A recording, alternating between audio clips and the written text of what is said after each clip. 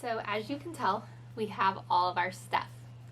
I'm drowning in stuff. How do you purge your house and think that you're living almost minimalistic? And then you get here and there's stuff everywhere. But with this move, I wanted to do something different. Usually I am just like, put my nose down, get the house set up, move on to the next thing, and I kind of forget about the process along the way.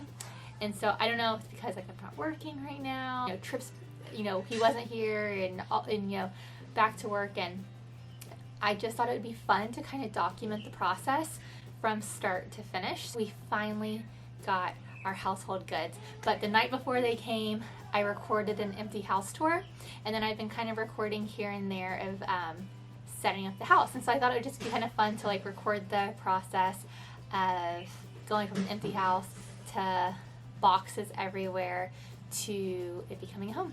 So this is the empty house tour. Okay, so I'm currently standing at our front door, and this is probably one of the most quirky things about our house. So you are now inside our like porch. So here's our washers and dryers and the stroller, and then this is like the front door of our house. Okay, so now you are in our house. So this is going to be like our living room. So I'm thinking we'll do like the couch here, the love seat here, and then the TV here. The only problem is that's pretty wide. So I even was kind of toying around with maybe putting our TV in the corner there and putting our couch here and maybe the love seat here, I guess, just to kind of like break the space up a little bit. Then this is that hallway going down to the bedrooms, kitchen, and then the back, which I'm almost certain that used to be the lanai. Okay, so here is our kitchen. I have lots of feelings on the kitchen. So this area is just like the catch-all for right now. So I don't know what it'll end up being. We are getting a new oven because that is the one thing that I asked for, and they actually are going for it. The dishwasher is old as dirt, but honestly it works pretty okay. No real complaints. And if you know, my old house was all pretty much white and blue, but this house needed a little bit of color. So I brought some yellow in the kitchen. This is the little breakfast nook, which right now is like our table and our TV stand in our living room. And we have folding chairs. Like, we are all so beyond ready to have some normalcy again. This is what used to be the lanai. I really wish they would have left it a lanai because truthfully, like, it's a pretty decent sized house. But I think what we're going to do is put my desk here. And then I'm thinking, because it's a mess because there's nowhere to put anything. But this is the kitchen pass through, and it's just a short little walk. I'm thinking that our kitchen table will be really pretty there because we have like the big jute rug. And then I'm thinking I can put the leaf in the table to make it long. Okay, so right now I'm in the living room and I'm looking down the hallway. This kind of goes to the back part of the house.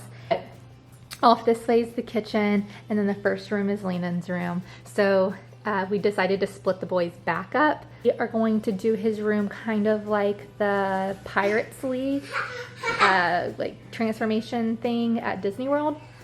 And so in there they have like stuff hanging from the ceilings and all the pirates tchotchkes, I guess. And we're gonna hang like a fishnet up here, and I cannot find a navy blue pirate flag, and the boys have informed me that that's because pirate flags are black, but there has to be some other mom that wants a pirate flag to match the room. I found a black one where the pirate has a blue bandana on, so I might go with that.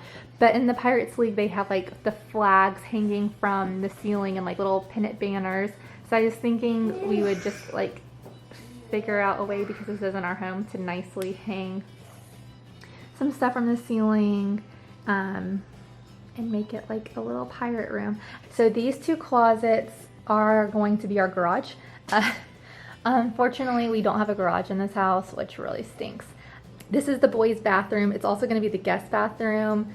There's another bathroom that's technically the guest bathroom, but I'll tell you more about that later. So this is Rhett's room, and I think his room will stay the sailboat theme that the boys' bedroom was in Charleston. So I still don't know where his bed and dresser are going to go in this room. Okay, so then at the end of the hallway, there's a room to the right and a room to the left. And so as you can see, this room is the only room in the house with air conditioning. So what we decided to do is going to be our like sleeping room, and then this is going to be like our dressing room, and then that's where the bathroom is. And it kind of stinks because like this is obviously the master suite, but unfortunately this is the only wall that our bed could go on.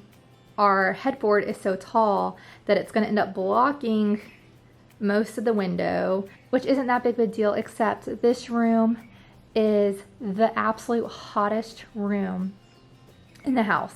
So in the afternoon, the sun comes in right there, and it is brutal. So that kind of works out anyway because our furniture doesn't all fit in this room or this room. So we're gonna split it up so that way we don't have to buy all new furniture. We still have to buy new nightstands, which we were gonna have to do no matter what. Okay, so this is the master bathroom, which is pretty small but functional. Luckily the vanity and the mirror and the faucet and the toilet are all new, which makes it feel a little nicer. So one sink, not a big deal, but it is kind of funny to have to go back to sharing. It's so small, I had a full bath mat. So that is going to be our dressing room. What I'm thinking is we'll put our dresser there, our big mirror there. I have to figure out something. Maybe I might hang something just to kind of like balance that out more. And then I have that little love seat couch that I plan to put there. And then honestly, like I guess just a big rug. I don't really know. And this is where our bed's gonna go. So our bed will go on this wall. Again, it's gonna block some of the window, but it's okay because we keep them closed because we run the air at nighttime anyway. And then out here is another patio. So our plan is just to get a picnic table because we don't want to spend a lot of money. This also looks really bad, but I thought it was going to be long enough and then it wasn't, but I was impatient and still wanted it up. So another string should be coming today, and I'm going to hang the twinkle lights there just to kind of give some ambiance. And what's really cool is they're solar powered, so they're really pretty and you can see them like from the whole house. This is our avocado tree, which unfortunately they harvested right like the day before we moved in. I was kind of upset about that, but we have lawn service, but I guess, I don't know if I have to call and like get them to do that. I don't know. I assume they were just gonna like come. So like I said, it's super overcast today, but usually I can see, like that's the mountain right there, but the clouds are just sitting too low underneath it. But it's a really nice sized backyard.